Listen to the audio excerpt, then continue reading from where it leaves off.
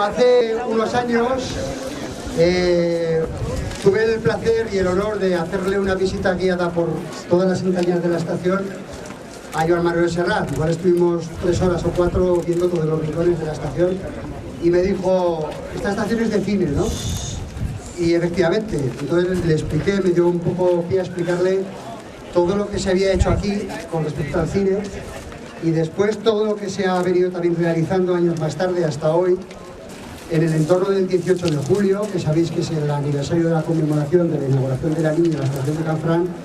Han querido acompañarnos pues actores, directores, productores, alguna actriz como Elena Rivera, como María José Moreno también, que están por aquí, que seguramente conoceréis, alguno de alguna serie, también Pedro Aguaviva, que está por ahí filmando ahora mismo y no está en estos momentos aquí delante nuestro. Bueno, el caso es que la reivindicación de hoy hemos querido darle entre el Ayuntamiento de Canfranc y la CREFCO y la CELO un poco este matiz y han querido apoyarnos las personas del mundo del cine. Por eso luego, después de este acto, vamos a hacer un recorrido con la gente que queráis, que os lo recomiendo, por los sitios donde han sido escenarios de grabación de un montón de películas. Este año yo creo que se ha producido un hecho importante en nuestro país vecino, en Francia, que ha sido la victoria de Hollande en las últimas elecciones generales. También a nivel económico creo que va a ser importante para España, pero sobre todo es importante para nosotros de cara a la reapertura de la línea internacional del Canfranc. Hollande es conocido y creo entender también incluso amigo de Alain Rousset. Alain Rousset, como sabéis, es el presidente de Aquitania. Es un clarísimo defensor de la línea internacional de Canfranc, invirtiendo en el tramo entre Pau y Olorón, invirtiendo con dinero, que se va a empezar las obras en breve, entre Olorón y Bedús. El Canfranc va a estar más cerca, va a estar en Bedús, que va a estar muy cercano. E incluso este último año se ha encargado el proyecto para reabrir la línea a través de unos fondos europeos entre Bedús y Canfranc. Es un texto de Paula Ortiz, la directora de Tu ventana a la mía, que se rodó una tercera parte aquí. Ella ha querido venir, pero está enferma, no ha podido venir, y yo sé que su apoyo a esta causa es sincero, fiel y amoroso, ¿no? Este es su cuento. Las enciclopedias dicen que el túnel de Canfranc une España con Francia y que ese paso se abrió en verano de 1928. Pero nada saben las enciclopedias de los cientos de historias de la gente que se fue, que vino, que cruzó umbrales y fronteras. Nada saben de sus ausencias, sus voluntades, sus valentías y sus angustias. Nada dicen de los cientos de espacios y tiempos que ese túnel unió. Nada de las fronteras que derribó. Aquí os dejo un trozo de un cuento fronterizo, la historia de la dulce violeta de Tu ventana a la mía. Aquí, un fragmento que la película olvidó. Los pensamientos de 4 personajes en la frontera, 4 temores delante del paso abierto de Canfranc, pocos días después de su apertura. Violeta cruzó andando el túnel de Canfranc, luego a Francia siguiendo el sendero de hierros del tren. Nadie sabe cómo llegó hasta aquí, pero sí sabemos que cuando llevaba allí más de un mes, vio de lejos una ráfaga de bicicleta. Y un segundo de dudas ni miedos, era Manuel. Violeta había hecho lo que ella no fue capaz. Ella cruzó el umbral. Ella, tan frágil, tuvo valor para no olvidar que los túneles son de ida y vuelta. Paula.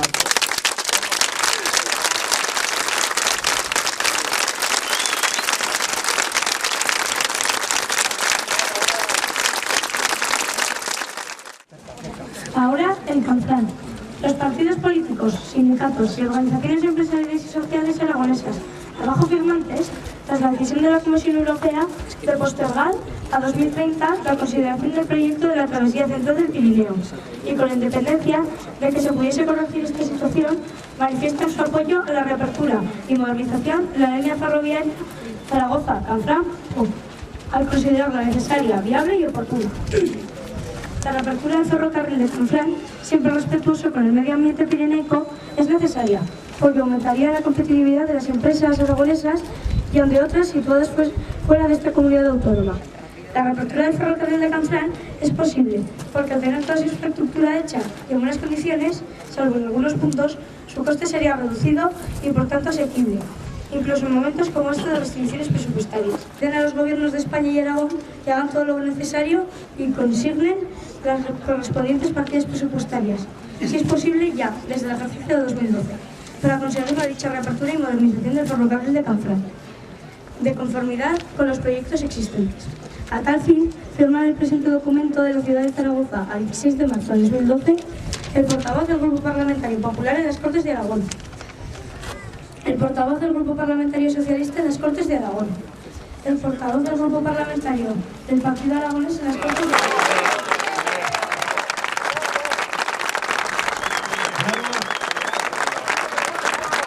A continuación, el portavoz, como decía antes, del CRELO, el Comité para la Reapertura de la Línea Oloron-Canfranc, va a decirnos unas palabras en nombre de su presidente, de Alain Casenat, exalcalde de Bedús y también luchador por el Canfranc, amigo de Alain Rousset también y también buen partidario de la línea.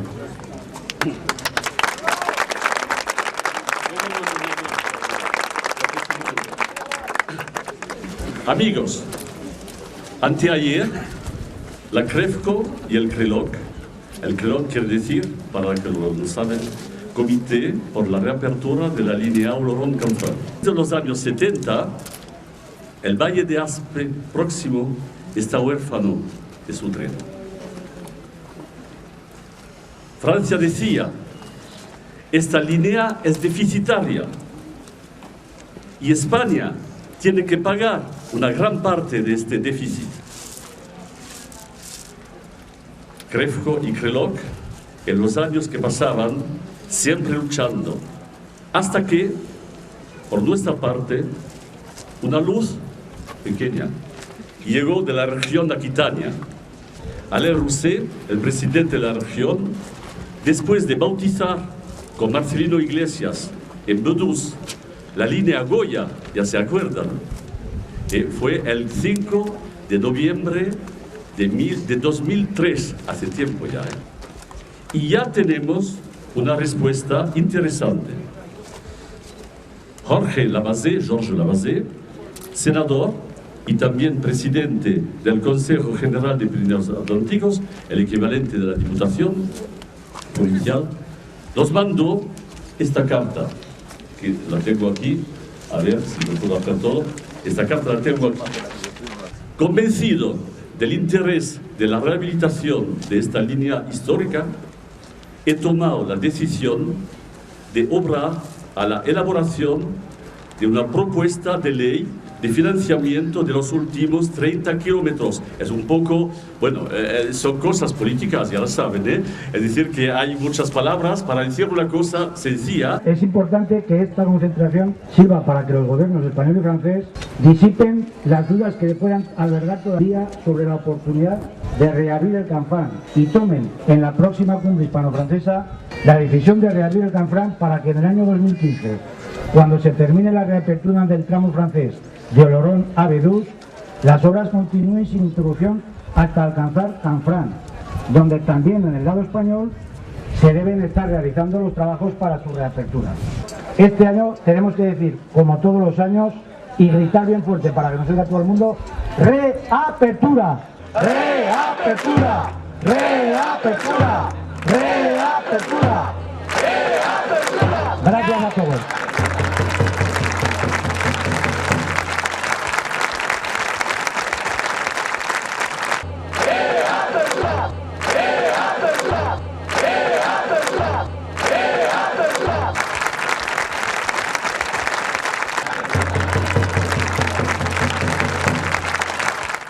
Ferroviario nos hablará del rodaje de En brazos de la mujer madura.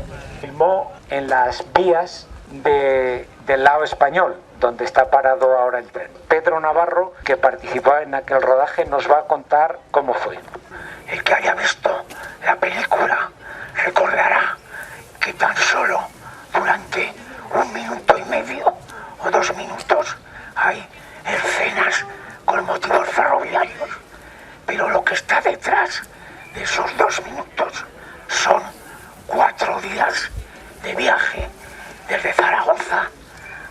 Canfrán.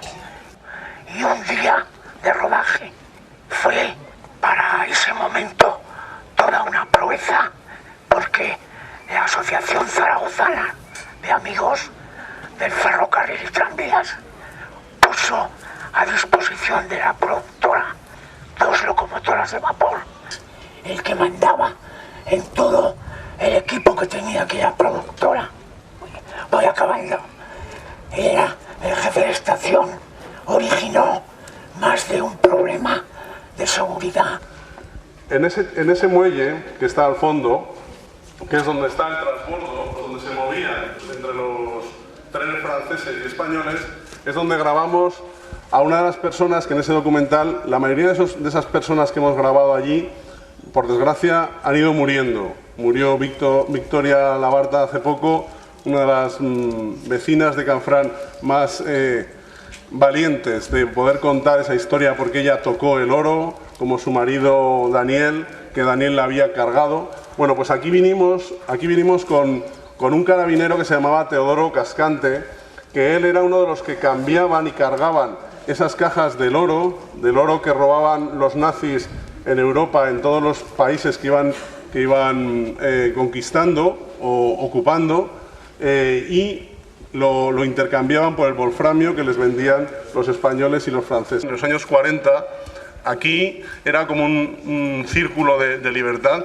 pero también de economía. Aquí había 1.500 habitantes en Canfrán, y eso es digamos, la diferencia entre lo que fue la estación de Canfrán en la Segunda Guerra Mundial, probablemente la estación más utilizada en toda Europa, porque por aquí pasaba todo el alimento que se estaba a alimentarse los europeos, pero también era el lugar por donde escapaban muchos de los fugitivos de Europa que necesitaban coger el tren de la libertad que le llamamos aquí.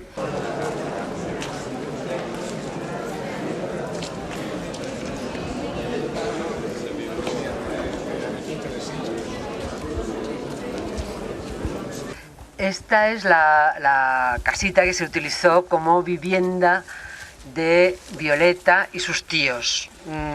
Para los que no hayáis visto la película, aquí vivía un profesor de biología de la Universidad de Madrid que, harto de cómo estaban las cosas, se había venido aquí con su mujer y su sobrina, a la que le estaba enseñando biología. En un momento determinado, por circunstancias políticas, aparece un muchacho que se enamora de Violeta y él cruza la frontera. Bueno, esta era la casa. La casa estaba completamente destrozada, se atravesaron 2 habitaciones, una arriba que era la habitación, está rodada la habitación de Violeta, y otra aquí abajo en esta ventana, que es donde está rodada la última escena, y todavía están las baldosas de cartón que son atrecho. Y estaban pintadas. El equipo de arte de esa película, desde luego, fue prodigioso, ¿no? Y aquí, en esta especie de hoyito, había un lago, porque el agua estuviese muy presente en esa parte, ¿no? Era una parte que ya relacionaba mucho con la sensibilidad, con la luna, con el agua. Ahí estaba el columpio de Violeta, y es donde estaba el invernadero.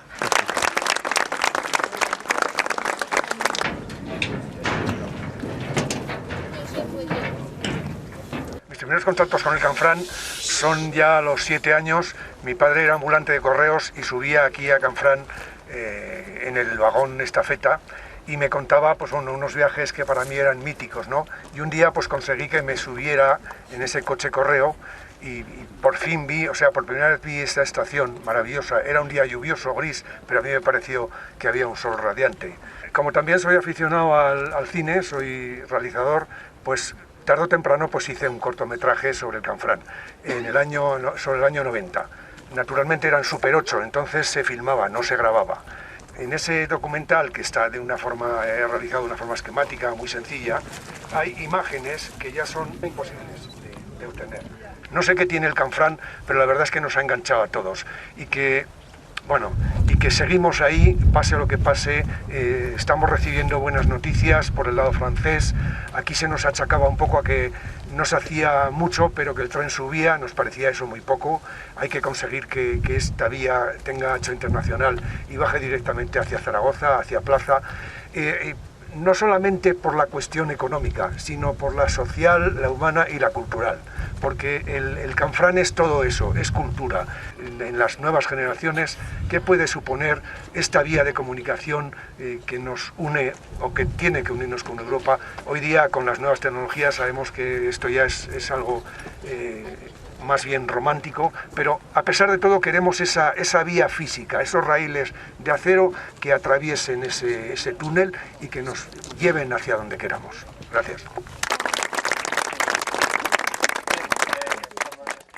El Canfranc nunca funcionó bien, ni se cumplieron las expectativas que en él se pusieron. Cabría preguntarse si su planteamiento fue correcto, y la respuesta no puede ser más positiva. ¿Dónde está pues el desacierto?